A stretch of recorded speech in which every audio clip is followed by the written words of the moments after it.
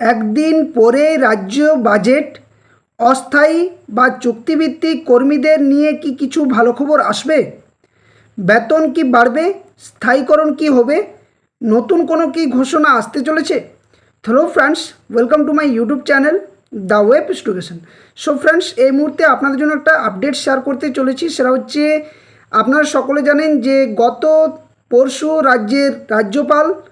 রাজ্যের যে বাজেট পেশ হতে চলেছে, সেখানে যে বাজেটের সামারি তিনি কিন্তু তুলে ধরেছেন, কিন্তু সেখানে অনেক কিছু বিষয় আলোচনা হয়েছে। শিক্ষা সংক্রান্ত বিষয়, নিয়োগ সংক্রান্ত বিষয়, বা আরও রাজ্যের যে সমস্ত ডেভেলপমেন্টগুলো করা দরকার বা যেগুলোর খামতি রয়েছে সেগুলো নিয়ে আলোচনা হয়েছে।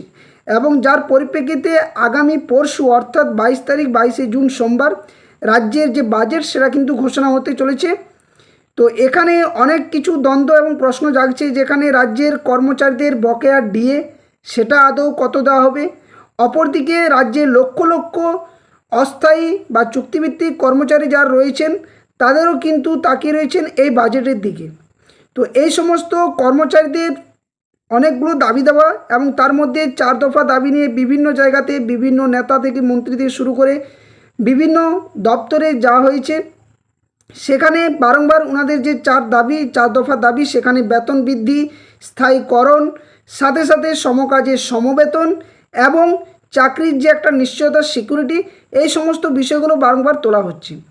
তো আগামী 22 তারিখ যে বাজেট পেশ হতে চলেছে, সেখানে কিছু ভালো খবর আসতে পারে বলে একটা সম্ভাবনা। দেখুন, এটা জল্পনা তৈরি হয়েছে এবং আমিও সম্ভাবনার মধ্য দিয়েই বিষয়টি তুলে ধরার চেষ্টা করছি।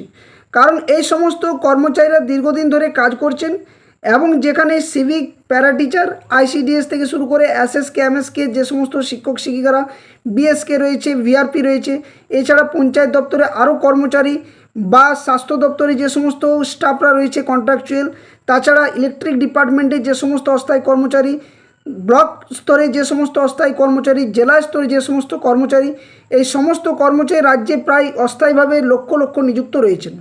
তেনাদের গত সরকারের সময়ও কিন্তু দাবি যে যাতে করে এই সমস্ত কর্মচারীদের সঠিক একটা যে বেতন বা যে ভাতা দেওয়া হয় সেটা একটা নির্দিষ্ট থাকে, চাকরির যেন একটা সুনিশ্চিততা থাকে, এবং তাছাড়া যে সমকাজে যে সমবেতন, বারংবার যে দাবি স্থায়ীকরণের করা, এই সমস্ত দাবিগুলো উঠছে। তো প্রত্যেক অস্থায়ী কর্মচারীদের উদ্দেশ্যে একটাই বার্তা যে আপনারা অপেক্ষা করুন, এবং অবশ্যই বলবো যে আপনাদের যে দাবি সেগুলো বারংবার তুলে ধরুন।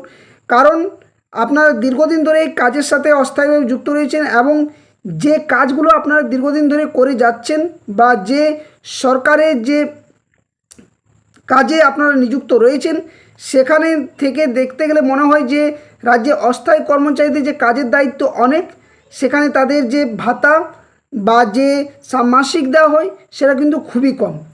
তো এই রাজ্য সরকার ভোটের আগে মুহূর্ত সময় পর্যন্ত যে প্রতিশ্রুতি দেওয়া হয়েছিল যে প্রত্যেক অস্থায়ী বা চুক্তিভিত্তিক কর্মচারীদের স্থায়ীকরণ করার একটা বিষয়, তাছাড়া সমকাজে সমবেতন এবং চাকরির যে একটা সুনিশ্চয়তা, একটা সিকিউরিটি, এই সমস্ত দেওয়ার ব্যাপারে।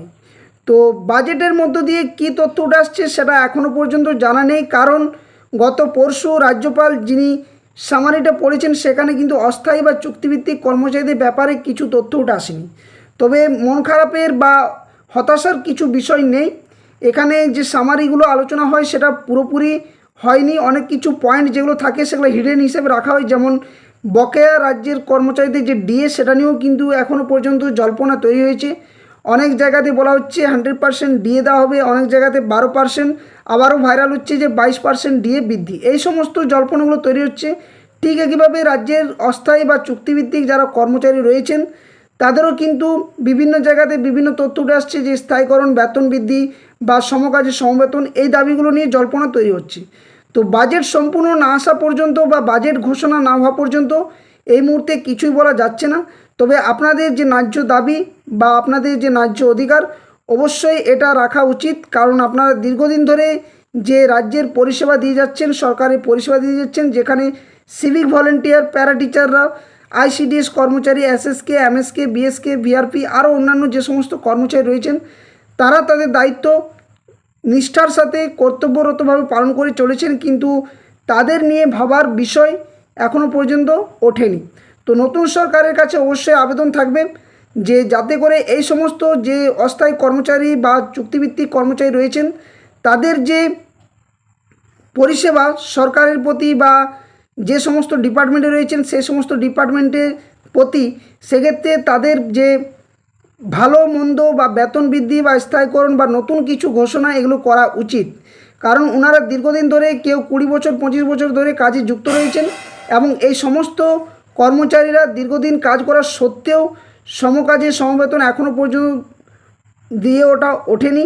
সাথে সাথে যে তাদের যে পরিষেবা সেই পরিষেবার ভিত্তিতে তাদের যে ন্যূনতম ষান্মাসিক সেটা কিন্তু একজন লেবার থেকেও কম। হঠাৎ করে দেখতে পাবেন আপনারা যে এই যে সিভিক ভলেন্টিয়ার রয়েছেন, প্যারা টিচার, এনাদের প্রত্যেকেরই বেতন অন্যান্য রাজ্যের তুলনায় অন্যান্য রাজ্যে যে কর্মচারী অস্থায়ী রয়েছেন তাদের যে বেতন বা ভাতা দেওয়া হয় আমাদের রাজ্যে তার তুলনামূলকভাবে অনেকটাই কম। এবং এই নিয়ে আমি আপনাদের সামনে ভিডিও দিয়েছিলাম যেখানে আইসিডিএস কর্মচারীদের অন্যান্য রাজ্যে যে বেতন সেখানে আমাদের রাজ্যে অর্ধেক রয়েছে।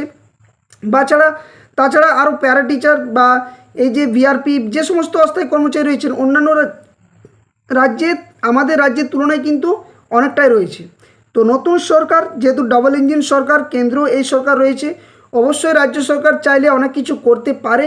তবে সকলেরই নজর বা চোখ এখন থাকবে রাজ্যের বাজেটের দিকে, সেখানে আদৌ এই বিষয়ে কিছু ঘোষণা হচ্ছে কি হচ্ছে না। তো অবশ্যই আমরা সেদিকে নজর রাখবো এবং পরবর্তী আপডেট পাওয়ার জন্য অবশ্যই আপনার চ্যানেলের পাশে থাকার চেষ্টা করবেন, চ্যানেলটি সাবস্ক্রাইব করে বেল নোটিফিকেশন করবেন আর ভিডিওগুলো লাইক ও বাক্সে শেয়ার করবেন। আর সকলকে বার্তা এটাই বলবো যে আপনারা নিজেদের দাবি তোলার জন্য নিজেদের সংগঠন যে রয়েছে অবশ্যই আপনারা সংগঠিত হন এবং বারংবার আপনাদের যে দাবিগুলো ন্যায্য যে অধিকারগুলো সেগুলো অবশ্যই আপনারা তুলুন। কারণ আপনাদের যে ন্যায্য অধিকার বা দাবি সেগুলো তখনই ফুলফিল হবে বা প্রতিশ্রুতি পূর্ণ হবে তখনই যতক্ষণ পর্যন্ত না এই দাবি দাবাগুলো মুখ্যমন্ত্রীর কাছ পর্যন্ত পৌঁছাচ্ছে। তো এই মুহূর্তে যেহেতু এর আগে যিনি মুখ্যমন্ত্রী মাননীয় শুভেন্দু অধিকারী মহাশয় তিনি যেহেতু এর আগে যখন কথাগুলো বলেছিলেন বিরোধী দলনেতা ছিলেন, এই মুহূর্তে উনি মুখ্যমন্ত্রী চাইলে অনেক কিছু করতে পারে। তো ভিডিওটি শেয়ার করে সকলের কাছে একটাই বার্তা পাঠিয়ে দিন যে যাতে করে সকলেই এই ভিডিওর মধ্যে দিয়ে যে বেতন বৃদ্ধি বা বেতন বাড়ার বিষয়ে বা স্থায়ীকরণ বা সমকাজে সমবেতন বা আরও অন্যান্য কিছু যে সমস্ত সুযোগ সুবিধাগুলো একজন স্থায়ী কর্মচারী পাচ্ছেন একই পরিষেবা দিয়ে রাজ্যের প্রতি বা ডিপার্টমেন্টের প্রতি, সেই হিসেবে আপনারাও কিন্তু এই দাবি দাবাগুলো তুলুন যাতে করে আপনাদেরও বেতন বৃদ্ধি ষান্মাসিক এই বৃদ্ধিগুলো যেন ঘটে। তো এই ছিল আপডেট আজকে। পরবর্তী আপডেট অবশ্যই আপনাদের সামনে আগামী পরশু 22 তারিখ, সেখানে সকলের নজর থাকবে, আপনাদেরও নজর থাকবে ওখানে যে আদৌ রাজ্য সরকার কি ভাবছে। তবে এই মুহূর্তে বিভ্রান্ত হওয়ার একটাই বিষয় যে কেউ কিন্তু ভুয়ো খবরে কান দেবেন না, কারণ এখনও পর্যন্ত বাজেটে এই বিষয় নিয়ে কোনো সেরকম খবর আসেনি। যদি আসে অবশ্যই আপনার আপডেট পেয়ে যাবেন এই ভিডিওর মধ্য দিয়ে বা এই চ্যানেলের মধ্য দিয়ে। তো অবশ্যই চ্যানেলের পাশে থাকার চেষ্টা করুন, সঠিক সময়ে সঠিক আপডেট আপনার সামনে শেয়ার করার চেষ্টা করবে। তো ভিডিওটি বেশি লেন্দি করছি না, অবশ্যই ভিডিওটি লাইক করবেন, শেয়ার করবেন এবং আপনাদের মতামত অবশ্যই আপনারা কমেন্ট বক্সে জানিয়ে যাবেন। ধন্যবাদ, জয় হিন্দ, সকলে সুস্থ থাকুন, ভালো থাকুন।